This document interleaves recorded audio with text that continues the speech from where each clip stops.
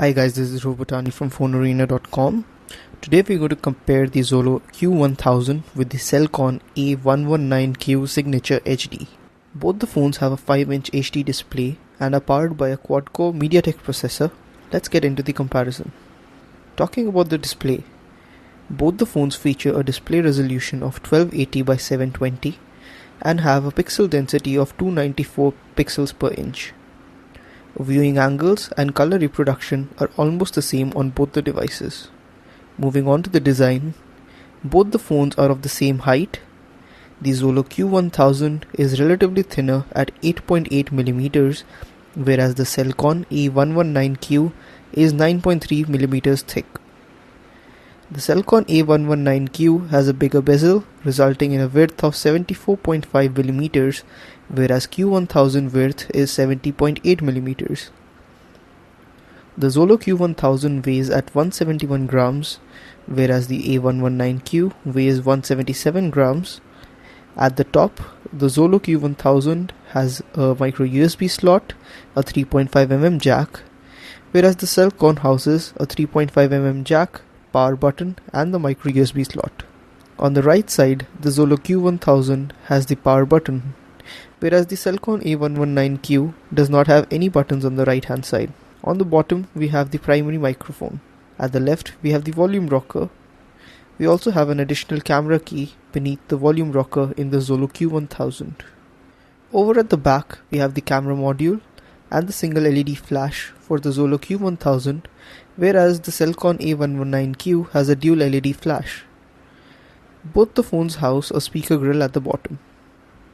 Below the battery cover are two full-size SIM card slots and a microSD card slot. Both the phones have similarly glossy plastic back panels which are fingerprint magnets, but the build quality of the Cellcon A119Q feels better and has an aluminium rim.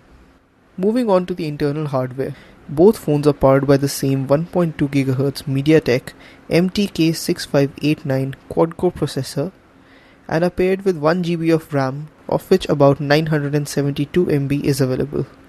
Let's see how both the phones perform in the Quadrant benchmark. The graphics performance of both the phones are powered by the PowerVR SGX 544MP GPU. Let's see how both of them perform in GPU-intensive NenaMark II benchmarks. Let's check the various benchmark scores for both the phones. As you would have noticed, most of the scores are very similar, with the Cellcon topping in few benchmarks by a small margin. The gameplay experience was the same in both the devices. We found that there was no major difference in the user experience. Both the phones come with internal memory of 4GB and have expandable microSD card slots. The Xolo Q1000 has an available user memory of 1.77GB, whereas the Cellcon A119Q has a user memory of 1.65 GB. Both the phones have similar sensors, including the accelerometer, proximity, orientation, light, and magnetic field sensor. The camera interface remains the same for both the devices. The Xolo Q1000 is equipped with an 8MP camera and a single LED flash. It also has a 1.2MP front-facing camera. The Cellcon A119Q, on the other hand, is equipped with a 12MP camera with dual LED flash, and it also has a 3MP front-facing camera. The Xolo Q1000 can shoot 1080p video at 30 frames per second, whereas the Cellcon A119Q tops off at 720p resolution at 30 frames per second. Let's take a look at camera and video samples.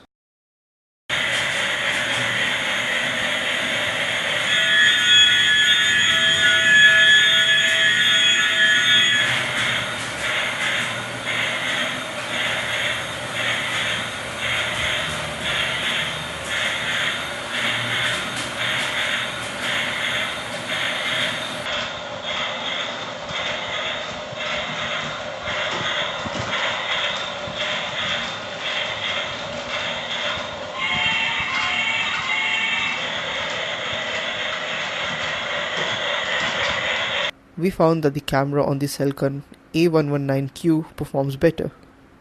Let's talk about the software and the battery life on the phones.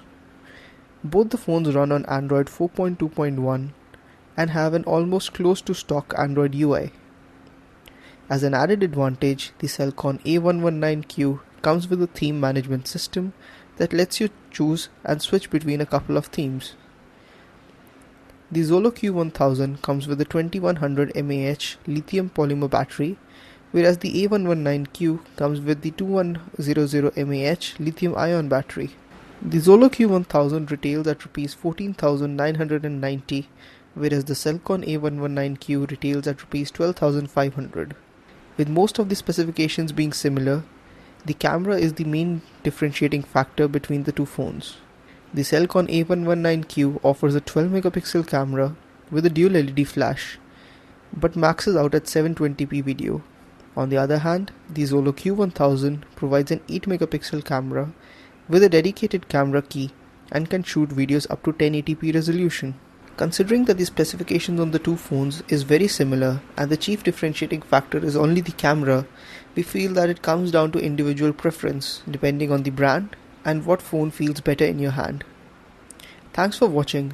Subscribe to our channel for more comparisons and reviews like this.